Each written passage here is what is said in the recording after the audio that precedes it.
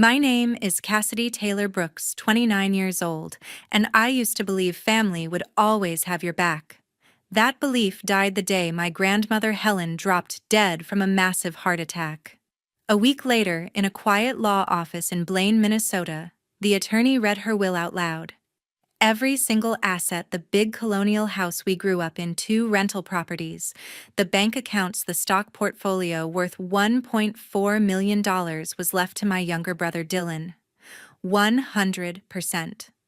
My name wasn't even mentioned once. My parents exchanged the tiniest smirk, like they'd just won the lottery they'd been planning for years. Dylan leaned back in his chair, arms crossed, nodding slowly, already, counting the money in his head. They were so sure I'd stay quiet, just like always. I didn't say a word. I closed the folder, walked out, and flew back to Austin the next morning. 3 days later, my phone rang with a Minnesota number I didn't recognize. The same attorney. What she told me in the next 5 minutes made my parents' confident little smiles disappear forever and turned every dollar they thought was theirs into something that already legally belonged to me. Before I tell you exactly what she said that wiped them out overnight, drop a comment with where you're watching from and smash that subscribe button because this one gets brutal. A few years before all of that happened, I grew up in Blaine, Minnesota, in one of those quiet subdivisions where every lawn looked the same, and the biggest drama was whose kid made the travel hockey team. My younger brother, Dylan James Brooks, made it every single year. Starting at age 8, my parents, Nathan and Christine Brooks, poured everything into him. Private coaching, carbon fiber sticks that cost more than my first paycheck, overnight tournaments in Canada, the full gear package before he even needed to shave. When he turned 16, they handed him the keys to a brand new Subaru WRX wrapped with a bow in the driveway, while the neighbors clapped. His allowance was $500 a month in high school cash, no questions asked. I got nothing close. If I wanted money for the debate club trip or new running shoes for track, I worked for it. I started shelving books at the public library at 14, then added weekend shifts at the local coffee shop, and by junior year, I was babysitting 3 nights a week until midnight. Every dollar I earned went straight into a savings account so I could cover the extracurricular fees my parents said weren't priorities. When I asked why Dylan got everything handed to him, Mom would shrug and say he needed the confidence boost that I was already self-sufficient. Dad just changed the subject.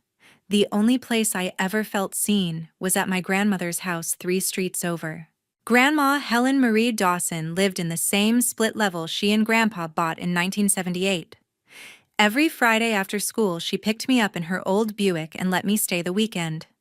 We cooked spaghetti with too much garlic, watched old black and white movies, and sat at her kitchen table while she spread out bank statements and property tax bills like they were playing cards. She taught me how compound interest actually worked, how to read a deed, why owning rental property beats the stock market some years.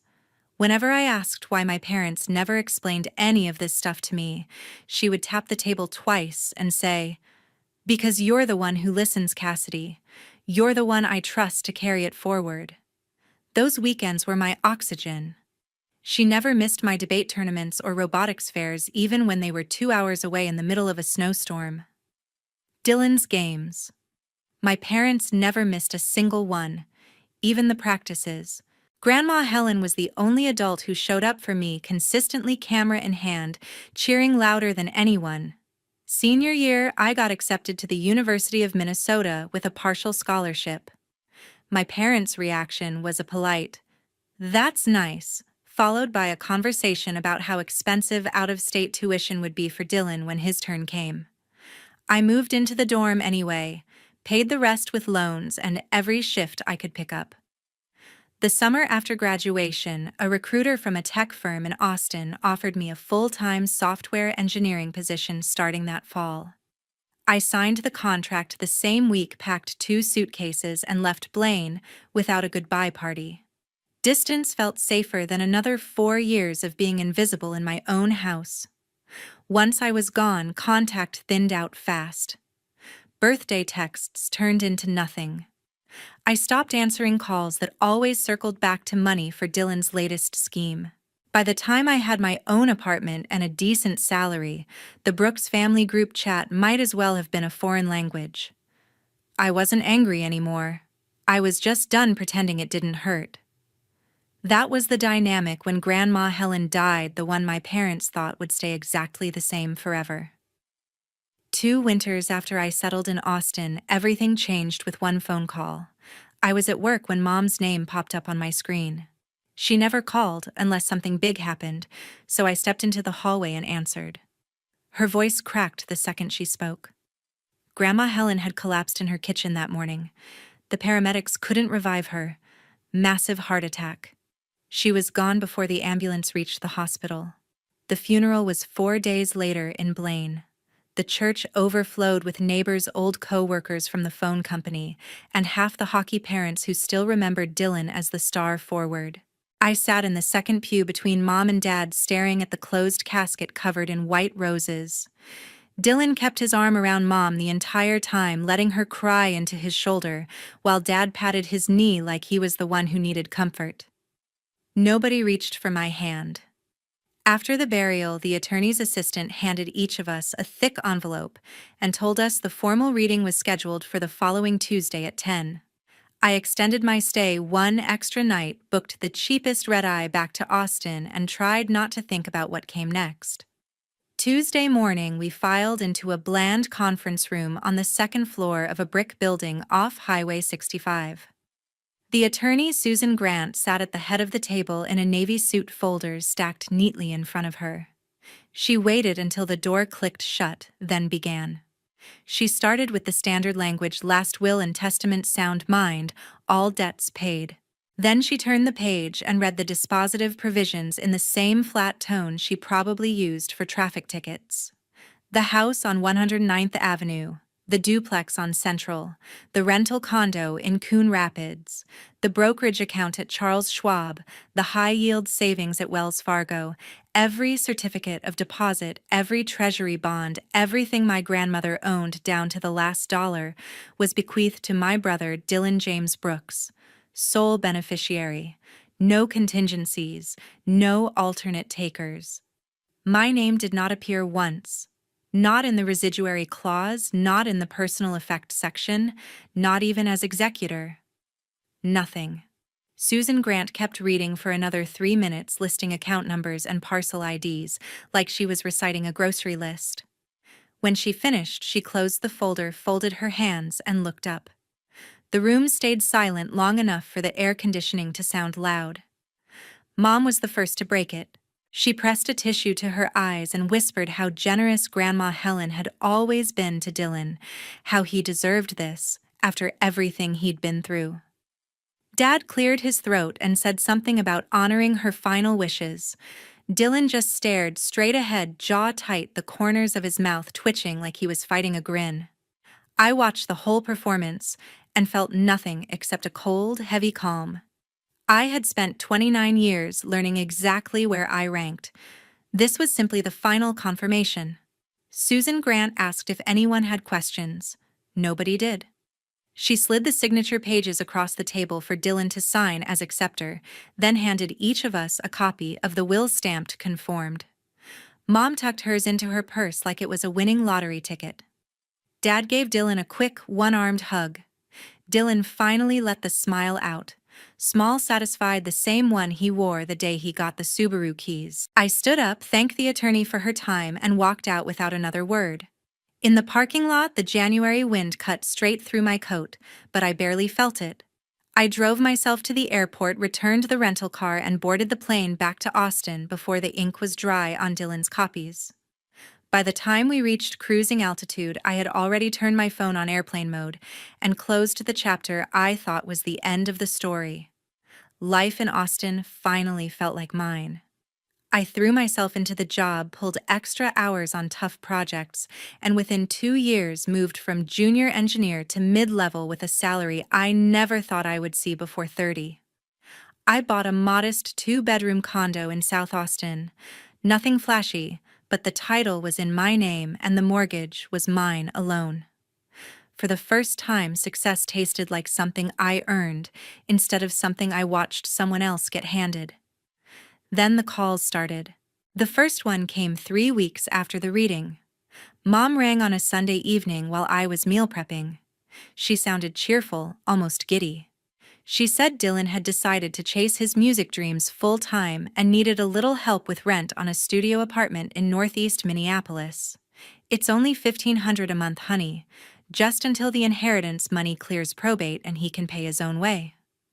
I told her probate on a simple will usually takes a few months at most, and that I wasn't in a position to cover anyone's rent. She laughed it off and said we would talk again soon. They talked again soon, a lot. 2 months later, Dad called asking for $8,000 to cover Dylan's tuition at a private recording arts program. When I asked why the inheritance couldn't pay for it, he mumbled something about cash flow and estate taxes. I said no. The next week, Mom texted asking for a new MacBook Pro because Dylan's laptop died right before a big showcase. I reminded her I had just paid off my own student loans and wasn't sending money. She replied with a single thumbs-up emoji and radio silence for a week. Then the tone changed. Dylan started texting me directly. Photos of him on rooftop bars, new leather jackets, a leased Audi Q5 with the caption, "Grandma would have wanted this." Every picture came with a sarcastic line. "Thanks for the support, sis." One night he sent a screenshot of a Venmo request for $2,000 labeled studio time, family discount. I left him on red. Mom tried guilt next. She left voicemails saying I had forgotten where I came from, that blood is thicker than water, that Grandma Helen would be disappointed I wasn't helping my only brother. Dad sent long emails about how Dylan was struggling emotionally after losing his grandmother and needed stability. When those didn't work, they switched to anger. Mom accused me of being selfish and cold. Dad said I was punishing the whole family for something that wasn't their fault. One particularly ugly call ended with Mom shouting that I had always been jealous of Dylan, and now I was proving it by refusing to act like a real sister. I stopped answering unknown Minnesota numbers. I muted the group chat. I told them plainly in one final text that I was done funding anyone's lifestyle and to please leave me alone. Dylan's response was a string of laughing emojis followed by a voice note. "You're mad because you got nothing and I got everything. Get over it. The house is already in my name, the rentals are paying my bills, and the brokerage account hits 7 figures. Enjoy your little apartment, Cassidy." I blocked his number that night. I blocked Mom and Dad the next morning after another email calling me ungrateful and threatening to cut me out of their lives forever if I didn't start acting like family. I figured that threat worked both ways. For a while, the silence felt like peace. I went to work, hit the gym saved for retirement, and pretended the Brooks family was a chapter I had already closed. I convinced myself the inheritance was theirs to burn, and I was better off without it. I was wrong. One random Tuesday morning in early spring, my phone buzzed on the kitchen counter while I poured coffee. The caller ID showed a 763 area code. I almost let it go to voicemail, assuming it was another robocall, but something made me answer. The voice on the other end was calm, professional, and familiar. "Cassidy Brooks. This is Susan Grant." I froze. The same attorney who had read the will months earlier. My stomach dropped, expecting bad news about taxes or some forgotten debt. Instead, she asked if I had 15 minutes for a private conversation. I told her I was working from home and could talk now. She didn't waste time on small talk. "Cassidy, there is a second set of estate documents your grandmother executed 9 years ago that were never filed with the probate court. She created a revocable living trust and named you as the sole successor beneficiary. She also executed transfer on death deeds for all 3 real properties and payable on death designations on every bank and brokerage account." I set the coffee down hard enough to slosh it over the rim. Susan Grant kept speaking, measured and precise.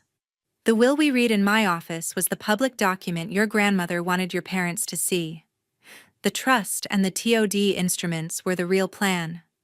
From the moment she passed ownership of the house in Blaine, the duplex, the condo, the Charles Schwab portfolio, the Wells Fargo accounts, everything transferred directly to you by operation of law. No probate, no court oversight. It's already yours. I asked the only question that came to mind. Why didn't you say anything at the reading? Because your grandmother's instructions were explicit, she replied. She wanted the public will read first. She wanted to see how your parents would react when they believed they had won. She told me years ago she did not trust her daughter or son-in-law to treat both grandchildren fairly. She said you were the one who listened, the one who would protect what she built. I closed my eyes and felt 9 years of weekend lessons at her kitchen table click into place. Susan Grant continued. I am emailing you the trust declaration, the deeds, the account statements, and the death certificates that triggered the transfers. You will see the house on 109th Avenue is titled in your name as of the date of death. Same with the rentals. The brokerage firm and the banks have already updated the accounts to reflect you as sole owner. Your family has no legal claim to any of it. She paused, then added the part that made my pulse race. They are currently living in property that belongs to you. Minnesota law allows you to serve a written notice to vacate. If they refuse, we file an eviction action. It's straightforward. You do not need their permission to take possession, and they cannot fight the title transfers. The trust and deeds are ironclad. I asked how soon I could act. She told me the notice period for a month-to-month occupant is 30 days, but since they have never paid you rent and never signed a lease with you, we could move faster if I wanted. She offered to prepare everything and coordinate with the sheriff's civil division for lockout if it came to that. I thanked her, told her I needed 24 hours to think, and hung up. For the rest of the day, I sat on my couch staring at the PDF attachments. Page after page of signatures, notarizations, recorded deeds, all dated 9 years earlier, all listing me as the person Grandma Helen chose. There was even a short letter in her handwriting tucked into the trust folder. It said simply, Cassidy, I always knew you were the one. Use this wisely and never let anyone make you feel small again. Love, Grandma. That night, I booked the earliest flight I could find to Minneapolis for the following weekend. I did not call my parents. I did not warn Dylan. I printed 2 sets of every document, scheduled a locksmith, and contacted the sheriff's office to schedule civil standby. I was done being the quiet one. Saturday morning, I landed at MSP, rented a plain gray sedan, and drove straight to the house on 109th Avenue. Susan Grant met me in the driveway wearing the same navy suit from the reading folder in hand. A deputy from the Anoka County Sheriff's Civil Division leaned against his marked SUV, arms folded there for standby only. A locksmith waited beside his van. No cameras, no drama beyond what was about to happen inside.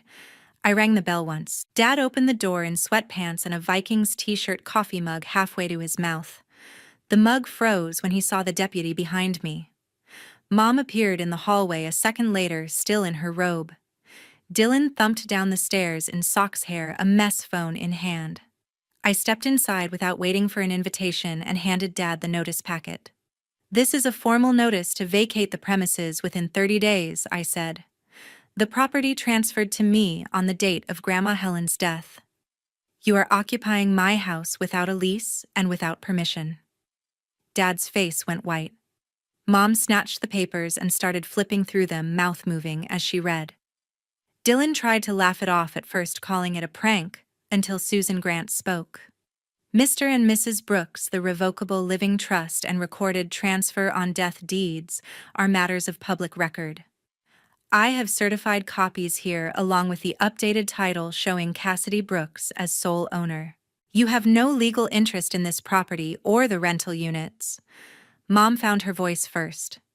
This is insane. We've lived here for 25 years. You can't just throw us out. I'm not throwing you out today, I answered. You have 30 days to leave voluntarily.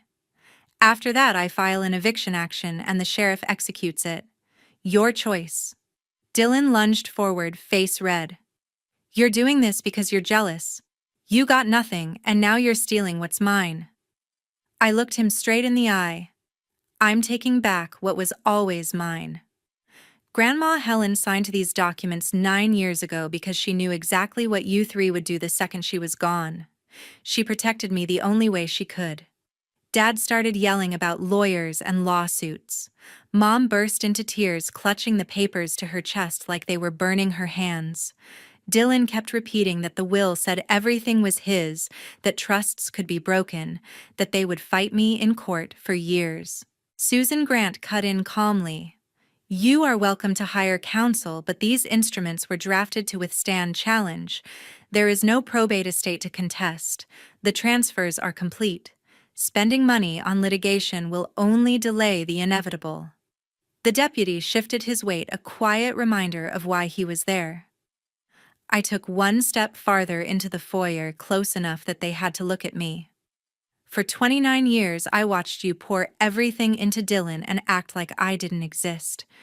You skipped my events, made me pay for my own books, told me I was selfish for wanting the same chances he got handed.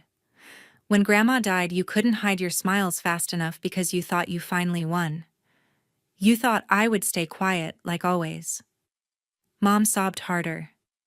Dad's mouth opened and closed without sound. Dylan glared, fists clenched. I'm not quiet anymore, I continued. This house, the rentals, the accounts, every cent legally mine. You have 30 days to pack whatever belongs to you personally. Anything left behind becomes my property. There will be no extensions, no negotiations, no second chances.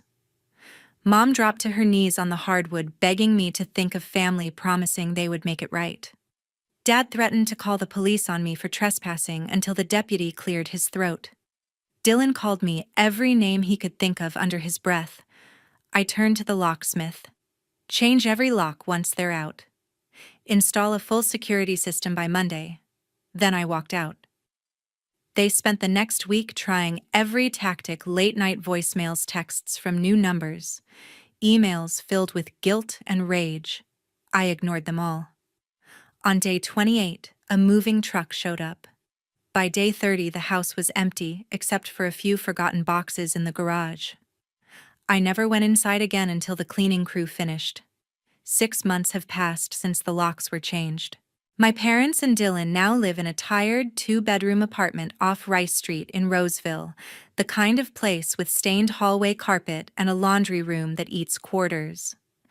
Dad took a sales job at a local car dealership back to 60-hour weeks at 63 years old. Mom works the front desk at a dental clinic, answering phones and scheduling cleanings for people who used to come to their backyard barbecues. The rental income they counted on vanished overnight, and the retirement they celebrated early is now a stack of credit card statements. Dylan dropped out of the recording arts program 2 weeks after the eviction notice. The tuition check bounced the day the bank switched the accounts to my name. He lasted 3 months bouncing between barista jobs before landing a full-time warehouse position at a logistics center near the airport. He loads trucks from 6 in the morning until 4 scans boxes and comes home smelling like cardboard dust. The Audi is gone, repossessed. The leather jackets are on someone else's marketplace listing. I sold the duplex and the condo within 8 weeks. Clean offers, quick closings, cash in escrow. I kept the big house in Blaine, hired a management company, and turned it into a steady rental, that ironic, quiet income that pays for itself, and then some. With the proceeds, I bought a 3-bedroom loft downtown Austin, high ceilings, a view of Lady Bird Lake, the kind of place I never imagined owning at 29. My title changed to senior software engineer last quarter. Life moves forward. They still tried, of course. 2 weeks after the move, Mom sent a 4-page email about family responsibility and blood being thicker than legal papers. She wrote that Grandma Helen would be ashamed of how I treated the people who raised me. Dad followed up with a shorter one asking for a loan, just enough to get them through the next few months. I read both once, then blocked the addresses. Dylan waited almost 4 months before texting from a new number. The message was different this time. No laughing emojis, no sarcasm. He said he was sorry that he finally understood how unfair everything had been, that he wanted to start over, and maybe I could help him get back into school.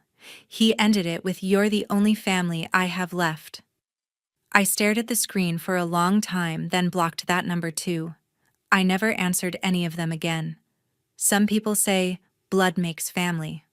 I disagree. Family shows up to your debate finals in a snowstorm with a thermos of bad coffee and cheers louder than anyone. Family teaches you compound interest at a kitchen table covered in bank statements. Family protects you long after they're gone because they know exactly who will try to take advantage. My parents and brother had 29 years to treat me like family. They chose convenience instead. Grandma Helen saw it coming and built a wall of paper and ink they could never climb. I am simply living on the side she intended for me all along. If you've ever been the invisible kid, the one who paid their own way, while someone else got the spotlight, I hope this story reminds you that quiet strength sometimes wins in the end. And if you're lucky enough to have people who truly see you, hold them close. Thank you for staying with me until the very last word. If anything here hit close to home, let me know in the comments. Your city, your story, whatever feels right. Hit the like button if you believe respect matters more than blood, and subscribe if you want more stories like this. I read every single comment, and I'll see you in the next one.